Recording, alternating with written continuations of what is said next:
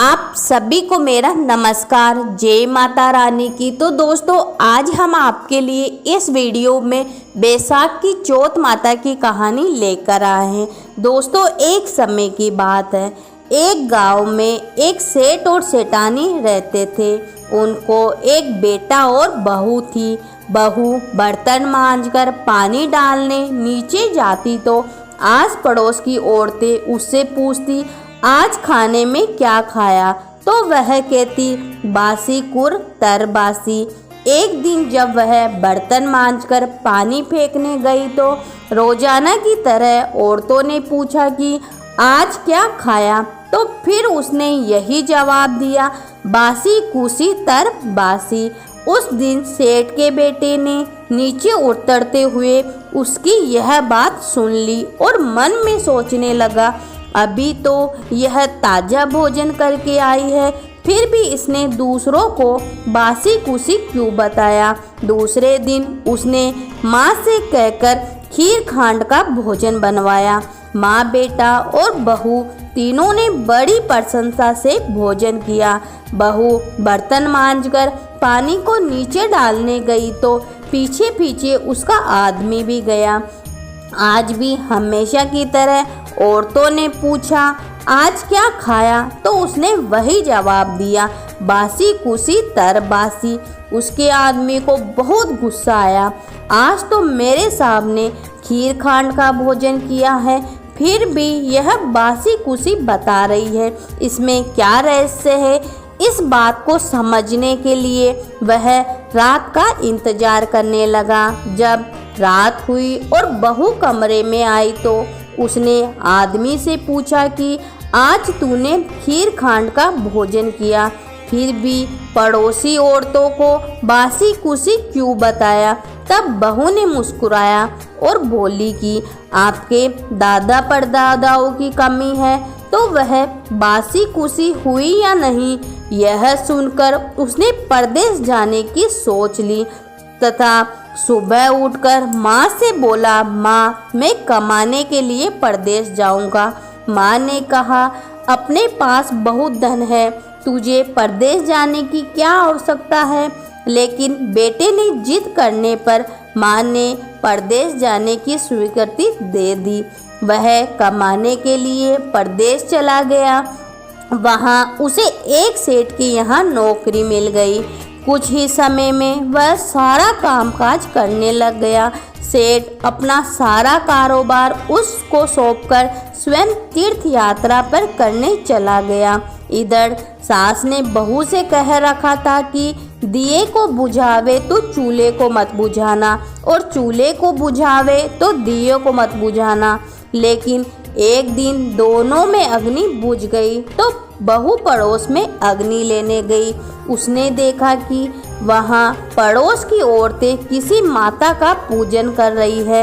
यह देखकर उसने पूछा कि आप किस माता का पूजन कर रही हो? मुझे भी बताओ कि यह किसका व्रत है तथा इसके करने से क्या फल मिलता है? तो उनमें से एक बोली, हम चौथ माता का व्रत और पूजन कर रही हैं। बिछड़े को मिलान होता है, निपुत्री को पुत्र प्राप्त होता है। इस पर बहू ने कहा कि मेरे भी पति को परदेश गए काफ़ी समय हो गया, मैं भी चौथ माता का व्रत करना चाहती हूँ, लेकिन मेरी सास मुझे बाहर आने नहीं देती। तब मुझे कैसे पता चलेगा कि चौथ माता का व्रत कब है?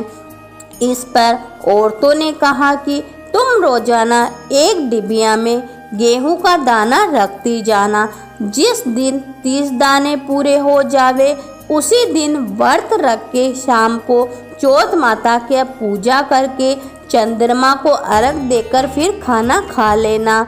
साहूकार की बहू कहे अनुसार व्रत करने लग गई। व्रत करते करते काफ़ी समय बीत गया तो चौथ माता ने सोचा कि यदि इसकी नहीं सुनी तो अपने को कलयुग में कोई नहीं पूजेगा। तब चौथ माता ने साहूकार के बेटे को सपने में कहा कि साहूकार का बेटा सो रहा है या जाग रहा है? उसने कहा, न तो सो रहा हूँ न ही जाग रहा हूँ, चिंता में पड़ा हूँ। इस पर चौथ माता ने कहा कि अब चिंता छोड़ और तेरे घर जा, सबकी सुध ले। उसने कहा कि मैं कैसे जाऊं, मेरा कारोबार बहुत फैला है। तब चौथ माता बोली, सुबह उठकर नहा धोकर दुकान पर जाकर चौथ विनायक जी का नाम लेकर घी का दीपक जलाना, तेरा सारा काम का सुलझ जाएगा। सुबह उसने वैसा ही किया। देखते ही देखते सारा हिसाब किताब हो गया और उसने घर जाने की तैयारी कर ली। घर को रवाना हुआ तो रास्ते में एक सांप जा रहा था, तो उसने सांप को सिसकार दिया। सांप ने गुस्से में आकर कहा कि मैं तो अपनी 100 साल की उम्र पूरी करके मुक्ति पाने जा रहा था, तूने बांधा डाल दी, अब मैं तुझे डसूंगा। इस पर साहूकार के बेटे ने कहा कि मैं 12 साल से मेरी माँ और मेरी पत्नी से मिलने जा रहा हूँ, उनसे मिलने के बाद डस लेना। तब सांप बोला कि तू घर जाकर पलंग पर सो जाएगा। तब उसने कहा कि मैं अपनी औरत की चोटी नीचे लटका दूंगा, उस पर चढ़कर आ जाना। घर पहुंचा तो वह उदास था। बेटा कुछ नहीं बोला, लेकिन उसकी औरत बहुत होशियार थी। सब बात पता करके उसने कमरे की एक सीढ़ी पर दूध, दूसरी पर चूरमा, बालू, रेत, इत्र, फूल आदि 7 सीढ़ियों में 7 वस्तुएं रख दी। आधी रात को फुसकारता हुआ सांप आया और सभी वस्तुओं का आनंद लेकर खुश हुआ, लेकिन वचनों से बंधा हुआ था तो डसना ही था। चौथ विनायक जी ने सोचा कि इसकी रक्षा नहीं की तो कलयुग में अपने को कौन पूजेगा। चौथ माता तलवार बनी, विनायक जी ढाल बने और जैसे ही सांप डसने लगा तो उसे मार दिया। साहूकार के बेटे को नींद नहीं आ रही थी। सांप के मरते ही उसने अपनी पत्नी को उठाया और चौपड़ पासे खेलने लगा। सुबह देर तक बेटा बहू उठे नहीं तो माँ ने कहा, बेटा तो थका हुआ था पर बहू क्यों नहीं उठी। जाकर देखा तो खून ही खून हो रहा था। उसने कहा, मेरे बेटे बहू को किसी ने मार दिया।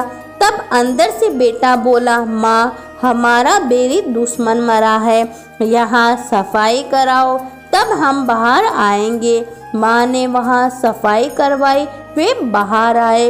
नीचे आकर उसने माँ से पूछा, माँ मेरे पीछे से किसी ने कोई धर्म किया था क्या। बहू बोली, मैंने किया। इस पर सास ने कहा, तूने क्या किया, तुझे मैं रोज 4 समय खाना देती थी। बहू बोली, मैंने महीने में 1 चौथ का व्रत करती हूँ। सुबह का खाना पानी वाली को देती, दूसरी बार गाय के बछड़े को खिलाती, तीसरी बार उठियाना में गाड़ देती और चौथी बार में पूजा करके चंद्रमा को देखकर फिर खाती। मैंने पूजा के लिए बनिए की दुकान से घी गुड़ मंगवाया, सो उसका जाकर हिसाब करो। सास पानी वाले से पूछा तो उसने कहा कि महीने में 1 दिन मुझे रोटी देती थी। बछड़े से पूछा तो उसके मुंह से फेर के फूल गिरे। उठियाना खोदा तो रोटी के सोने के चक्कर निकले। बनिए से पूछा तो उसने कहा कि महीने में 1 बार मेरे से घी गुड़ मंगवाती थी। फिर बहू ने कहा कि मुझे अब बैसाख की चौथ माता का उद्यापन करना है। सास बहू ने चौथ माता का व्रत व उद्यापन धूमधाम से किया और आराम से जीवन बिताया। हे चौथ माता, उस पर प्रसन्न हुई, वैसे सब पर प्रसन्न होना, सबकी मनोकामनाएं पूरी करना, सबको अमर सुहाग देना। तो बोलो चौथ माता जी की जय हो।